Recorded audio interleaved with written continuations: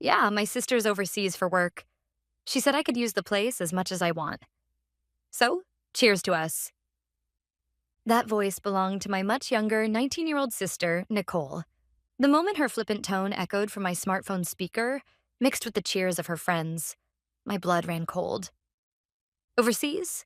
I was sitting right then at a restaurant downtown, across from my completely oblivious husband, Wesley. This was live audio picked up by the security cameras in my brand new house. It had all started just minutes earlier with a single phone call from my mother-in-law. Madison, something's wrong. The music is blasting so loudly it can be heard outside the house. Do you know what's going on? It was supposed to be the brightest, happiest day of my life. The day I finally took possession of my dream home, bought with the $1.2 million I had scraped together over years of exhausting sacrifice. We had invited Wesley's parents to be the very first guests. While they relaxed inside, Wesley and I would burst in together and shout, "Surprise!" It was supposed to be perfect, but the voice of my mother-in-law on the other end of the phone was filled not with joy, but with confusion. Prompted by her words, I discreetly opened the app under the table. Spread across the screen in front of me was a scene straight out of hell. The living room was packed with sweaty strangers, and at the center of it all, Nicole was holding court like a queen. She hadn't just trespassed. She had erased my very existence and offered up my home, the crystallization of all my hard work, as if it were her own, handing it over to her friends without a second thought. Before anger even had a chance to surface, a cold, absolute sense of humiliation pierced straight through me. As Nicole's lie echoed over and over in my head, I swiped the screen with trembling fingers and switched to other camera feeds. Not just the living room, the kitchen, the area by the door leading to the backyard. Every single screen was filled with faces of young people I didn't recognize. They were opening my refrigerator like it belonged to them, sprawled out on my brand new sofa while wearing dirty shoes, a sofa I hadn't even used once. It was degrading. I hadn't sacrificed sleep night after night or devoted every single weekend to side jobs just to see this. But what truly sent my anger to a boiling point was when I zoomed in on the camera pointed at the kitchen counter. Lined up there were not snacks, vodka, tequila, and piles of beer bottles. And worst of all, many of the people clinking glasses, including Nicole herself, were very clearly under 21. My sister was 19. This wasn't something that could be brushed off as simple trespassing or a noisy party. This was providing alcohol to minors. Underage drinking, multiple serious crimes were being committed in my house. This was no longer a party. It was a clear-cut crime scene. What if someone got alcohol poisoning? What if someone drove drunk and caused an accident? As the homeowner, part of that responsibility could come back to me. Nicole's reckless, self-centered behavior wasn't just putting me at risk. It could drag every minor there, their families, and even completely innocent strangers into a catastrophic situation. Any lingering affection I had for my blood-related sister vanished completely in that moment. She hadn't just defiled my dream. She fundamentally lacked any sense of responsibility to society. I lifted my head and turned to face Wesley, who was watching me with concern. There was nothing left to hide. The surprise had been ruined in the worst possible way, but right then, I needed him. "Wesley, listen to me." I placed the house keys I hadn't yet given him, on the table. "This was supposed to be your present, our new home, but right now my sister has taken it over." I showed him the screen of my phone. Wesley stared at it in disbelief. A deep crease formed between his eyebrows, his expression slowly sinking into quiet fury. He took my hand and murmured in a low voice, "Madison, this isn't your fault." Those words gave me the strength to continue. "I'm calling the police. This isn't a family issue anymore. It's a crime." There was no hesitation left in my voice. I understood the weight of turning my own sister over to the police. I knew it could damage her future. But to prevent the far greater tragedy her actions could cause, there was no other choice. I wasn't foolish enough to misunderstand the meaning of what I was about to do, handing my own sister to the authorities. But if I looked the other way, something far worse would happen. And more than anything, I would lose myself. Wesley met my gaze and then nodded firmly. "All right, Madison, you're right. I'm with you. I'll call my parents right now and tell them to explain everything as witnesses when the police arrive. They're already outside the house. They've seen exactly what's been going on." Those words felt like a strong hand reaching out to me in the darkness. I was not alone. There was someone by my side to fight this battle with me. Bolstered by that realization, I closed the smartphone screen, opened the call app, and tapped 911. The few seconds it took to connect to an operator stretched out like an eternity. 911, what's your emergency? The calm, professional voice echoed through my phone's speaker. I took a deep breath and spoke as steadily as I could. There's an incident. An unauthorized, large-scale party is happening at my home. The organizer is my sister, but I never gave her the keys. This is trespassing. I clearly stated my address, then continued. And most importantly, multiple minors are drinking alcohol. There's a large amount of alcohol in the kitchen, and everything is being recorded by the security cameras. The operator's response was swift. Understood. We'll dispatch patrol cars immediately. Please provide your name and contact information, and absolutely do not approach the scene. Stay in a safe location until officers arrive. I gave all the necessary information and ended the call. The noise of the restaurant felt like a distant, unreal world. I immediately reopened the security app. But this time, I didn't just watch live footage. I activated the recording feature. Every camera angle was being saved in real time, both to the cloud and my phone. Nicole handing a beer to a friend. A boy, clearly underage, chugging directly from what looked like a vodka bottle. Someone laughing as they knocked something against my brand new wall. Each clip, each sound would serve as undeniable evidence. Proof that would leave no room for excuses like, I didn't know, or I didn't mean it. This digital record would be my only weapon, speaking the truth without emotion or family loyalty interfering. I became, in a sense, a cold, calculating machine, recording every act of folly unfolding on my screen. Outside the restaurant, night had fully fallen. Inside my smartphone, however, red and blue lights flashed violently, in stark contrast to the darkness outside. Less than 10 minutes after the call, 2 police cars silently slid up to my house. Through the security feed, I couldn't hear sirens echoing through the quiet neighborhood. Yet the flashing lights reflecting off nearby windows and wet asphalt signaled, ominously, the imminent, forceful intervention. Inside, the bass that had rattled the walls abruptly stopped, as if the power had been cut. The movements of the youths in the living room froze, and the intoxicated, exhilarated expressions on their faces vanished. Whispers of, "What's going on?" and, "Is someone here?" seemed to fill the air. Then someone glanced out the window and let out a short scream. At that moment, panic erupted among the uncoordinated.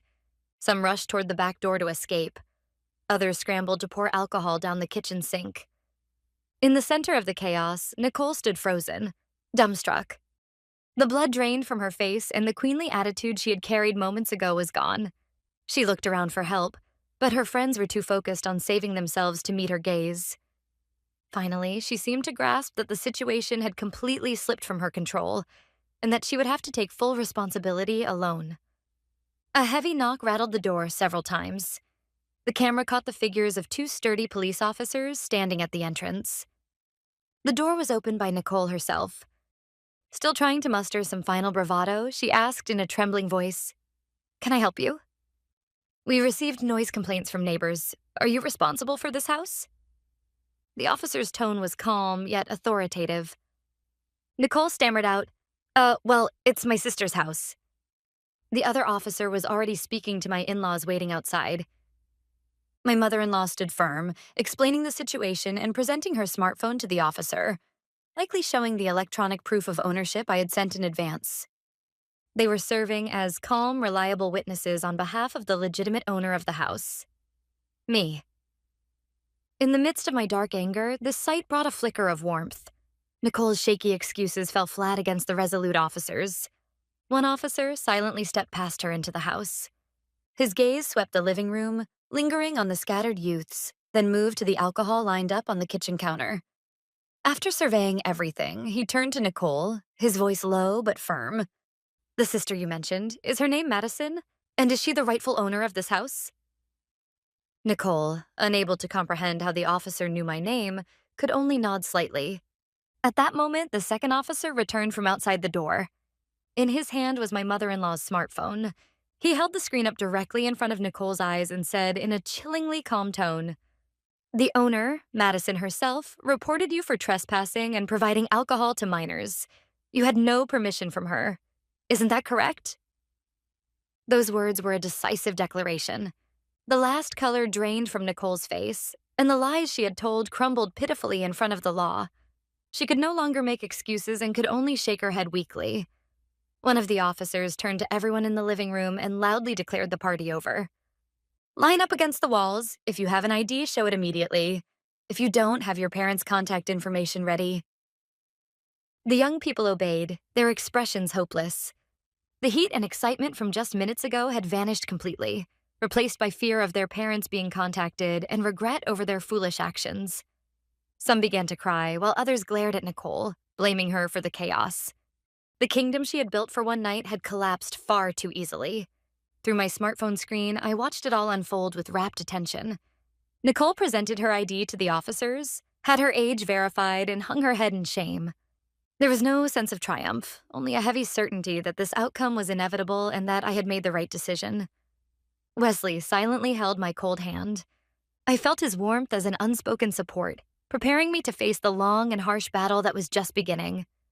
Thanks to the officers' efficient handling, one by one, the youths disappeared from my new home. Some were picked up by their parents, others escorted to the back of police cars. Each one had their head hung low, showing that they never wanted to be involved in this place again. Eventually, in the wide living room, only 2 officers and Nicole, left alone, remained. The silence after the chaos highlighted the weight of her wrongdoing. One officer, clipboard in hand, delivered the final declaration to Nicole. The ceiling-mounted security camera's built-in microphone captured his calm voice clearly. Nicole, you are being recorded today for multiple offenses. First, trespassing. You entered this house and hosted a party without the owner's permission. Second, supplying alcohol to minors. While you are underage yourself, you provided alcohol to other minors. This is a very serious offense. Though the officer's tone was measured, every word seemed to press heavily upon Nicole's future. Today, your parents will be contacted to pick you up. But don't think this ends here. A formal summons will be sent by the court. You, and some of those who were here today, will be required to appear in court. Upon hearing this, Nicole finally collapsed to her knees. No matter how spoiled she had been, the absolute wall of the law allowed no childish excuses. Through the screen, I could see her small frame trembling, but my heart did not waver. This was the consequence she had brought upon herself. Soon, one of the officers pulled out his smartphone. Madison? His voice, captured in the video feed, reached my ears with a slight delay through my phone. The scene has been cleared. Your sister has been handed over to her parents, but the video records you transmitted online will serve as critical evidence in any future legal proceedings. Hearing those words, I simply replied quietly, "Thank you." The first act of this battle was over. When the call ended, the noise of the restaurant returned to my ears as reality. The food on the table in front of me had gone cold, untouched. I felt how much I had been saved by Wesley's grip on my hand. But I sensed that the true battle was only just beginning. And that sense quickly became reality. My smartphone vibrated again. The name displayed on the screen was Mom. Even before I answered, I knew a storm was coming. Madison, what on earth do you think you're doing? My mother's hysterical voice blasted through the speaker, and I instinctively pulled the phone slightly away from my ear. From the volume, I could tell she had just picked Nicole up from the police station. How could you do something so terrible to your own sister? Call the police? If anything happens to her future, are you going to take responsibility? Her rapid-fire accusations attempted to hit me, and I tried to respond calmly. Mom, listen. Nicole didn't just trespass in my house. She was drinking alcohol with underage friends. This is a criminal act. But my words were drowned out by my mother's furious voice. A criminal act? It was just a party. You're always like this, far too serious and rigid. Families are supposed to help each other, right? I could hear my father speaking somewhere in the background, likely siding with her. To them, the facts of what Nicole had done were irrelevant. All that mattered was one thing. The family's reputation had been tarnished. And the one responsible, in their eyes, was me, the supposed victim. This was the role I had felt for years in this family. I was the punching bag called the responsible one. The twisted structure of this family had been thrust before me in its ugliest form. In that moment, something inside me quietly and completely snapped. After the call with my mother ended, my smartphone fell silent. But inside my head, my mother's shrill voice kept echoing. Families are supposed to help each other. Those words sounded like nothing but a curse to me. What they meant by helping each other was that I should sacrifice myself unilaterally and pretend that Nicole's wrongdoing had never happened. I sat there at the restaurant, unable to move for a while. Beyond anger, a deep, bottomless emptiness washed over me. It was Wesley who broke the silence. "Madison, let's go." He said it calmly, signaled the waiter, settled the bill, and gently helped me to my feet. When we stepped outside and the cold night air hit my skin, I finally felt like I had returned to reality. As we got into the car, I murmured quietly, "Wesley, were your parents okay? They went through something terrible because of me." Wesley squeezed my hand and answered in a firm, steady voice. "There's nothing to worry about." After giving their statements to the police, they checked into a nearby hotel. They told me they fully support your decision, and that right now the best thing they can do is give you space so you don't have to carry any more stress. There was no hesitation in his voice, only the strength of a partner who was standing beside me. Those words erased the very last trace of hesitation left in my heart. That's right. I do have a family that truly cares about me. A new family, one that understands my worth and believes in doing what's right. I leaned back against the seat and let out a long breath. When I lifted my head again, there were no tears left in my eyes, no emptiness. Only a steel-hard resolve to do what needed to be done. "Thank you, Wesley. Let's go home. There's something we need to take care of." But the place we headed for wasn't our rented apartment. It was the new house. With the police's permission, the two of us crossed that threshold together for the first time. The inside reeked of alcohol and was littered with trash, but there was no time for sentimentality. We immediately opened our laptops and began assembling an official evidence package to submit to the police and our lawyer. From the security footage, we clipped audio of Nicole lying, decisive moments of underage drinking, and organized everything chronologically, carefully labeled. Wesley compiled his parents' statements into a detailed, time-stamped document. This was no longer an emotional family dispute. This was the beginning of a legal battle governed solely by cold, hard facts. Several days passed after that night. Wesley and I went to work during the day, then spent our evenings cleaning the new house and strengthening our evidence. We hired professional cleaners to deal with the mess, and while the smell of alcohol was finally gone, the scratches on the walls and stains on the floor vividly testified to that night's nightmare. We photographed every bit of damage and added the images, along with repair estimates, to the file we sent to our lawyer. It was a calm, methodical process to protect our future. Then, one weekday evening, when we returned to our old rental apartment, we saw familiar figures standing in front of the door. My parents, and Nicole, standing behind them with her head lowered as if hiding in their shadows.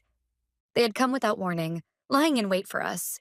The moment my mother saw me, she rushed forward, her expression completely different from the phone call. She was wearing the face of a grieving mother. "Madison, please just listen to us. Don't turn this into a court case. This is a family matter, isn't it?" My father followed. "Nicole is deeply remorseful. If there was any damage, we'll pay for all of it. Just please withdraw the charges." On the surface, their words might have sounded loving, but in their eyes, I saw only self-preservation and concern for appearances. I slowly shook my head. "It's too late." At those words, the sorrow vanished from my mother's face, replaced by anger. "What do you mean, too late?" As I tried to walk past them toward the door, my father stepped in front of me, blocking my path. "You're not going anywhere until we're done talking." My mother grabbed my arm tightly. "Listen to us, Madison." At that moment, Wesley, who had been silent until then, calmly stepped forward and placed himself between my father and me. "Please stop." His voice was low and controlled, but filled with unyielding resolve. "Please do not touch my wife." Caught off guard by Wesley's intervention, my parents fell silent. In that opening, I looked straight at them over Wesley's shoulder. "Move aside. If you continue, I'll record this too, how you're ambushing and intimidating us here, and hand it over to our lawyer. Do you really want to become accomplices to Nicole?" The word accomplices was like cold water poured over their rage. Still glaring at me, my father slowly stepped back and cleared the way. I opened the apartment door with Wesley, stepped inside, and quietly closed it behind us without looking back. The shouts echoing down the hallway announced a complete severance between me and my old family. For the next few weeks after confronting my parents, we focused entirely on communications with our lawyer. And on the day of the verdict, a call from the lawyer delivered news that utterly shattered Nicole's sweet illusions. Nicole has been found guilty. She will face fines, community service, an alcohol education program, license suspension, and a record of a misdemeanor. But that wasn't the end of it. The lawyer lowered their voice and continued. There's another development. One of the parents of a minor who attended the party and consumed alcohol has filed a civil suit against Nicole. They are claiming high damages, arguing that she exposed their child to a dangerous environment. I instinctively gasped upon hearing this. This was a strike coming from a third party, entirely separate from the actions we had taken. Nicole's reckless behavior had created a new fire, and now it was spreading directly back to her. According to the lawyer, the video evidence we had submitted would serve as decisive proof in this civil case as well. Nicole was no longer just a family problem. She was now facing societal accountability. What about her parents? Wesley asked, and the lawyer sighed in exasperation. They're now tied up with legal fees for her defense and responding to the upcoming civil case. The plaintiff's family is very wealthy and has hired a prominent law firm. There's no way they'll forgive the Nicole family. Honestly, this is just the beginning of their nightmare. Those words brought me an undeniable, dark satisfaction. This wasn't merely punishment for Nicole. It was also a reckoning for the parents who had raised her into a monster. Then, one day, my phone rang from a blocked number. I answered cautiously and heard Nicole's sobbing voice. Please, Madison, help me. Talk to them. Make them drop the lawsuit. I can't, the house, everything. It's all going to be gone. The moment I heard that voice, the events of that night flashed before my eyes. I saw my hard-earned dreams being trampled and the faces of my parents who had always treated my sacrifices as a given, all under the excuse of, because we're family. My heart did not move an inch. I said coldly, clearly, without hesitation, no, that's the natural consequence of putting other people's children in danger. And it's no longer my concern. Whatever happens to you from here on out is none of my business. What? But we're family. Her shrill cry slammed the final door on my heart. No, I said quietly, delivering the last, decisive word. You've only ever used the word family as a shield to demand one-sided sacrifices. From the day you tried to take everything from me, we are no longer family.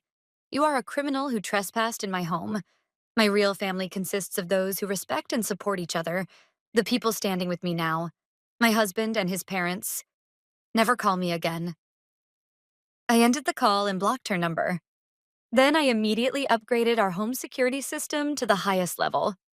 Physical walls, legal walls, and emotional walls. I built every barrier necessary to protect my new life. I later heard through the grapevine that they had sold the house, moved into a small apartment, and that my father was still working after retirement to cover the civil lawsuit damages. But I felt nothing. It was a story from a world that no longer concerned me. On the wall hung a photograph of Wesley, his parents, and me, all smiling. Last month, we had invited them over and finally held a true housewarming party. There were no superficial toasts, only genuine laughter and heartfelt congratulations. One weekend afternoon, I sat alone watching snow swirl in the garden through the living room window. I held a warm mug of coffee. Nothing special, just a quiet, peaceful moment. But for me, this ordinary day is a treasure I had fought a lifetime to earn. I am no longer the responsible eldest daughter living to meet someone else's expectations. I am a person who would never surrender ownership of her life to anyone. Wesley wrapped his arms around me from behind and rested his chin on my shoulder. What are you looking at? He asked gently. I smiled and answered, our future. This house is no longer just a building. It is my fortress, my sanctuary, the place where I would build happiness with my true family. The front door's state-of-the-art security system quietly monitored everything, and it protected me, not only from physical intruders, but from the ghosts of my past.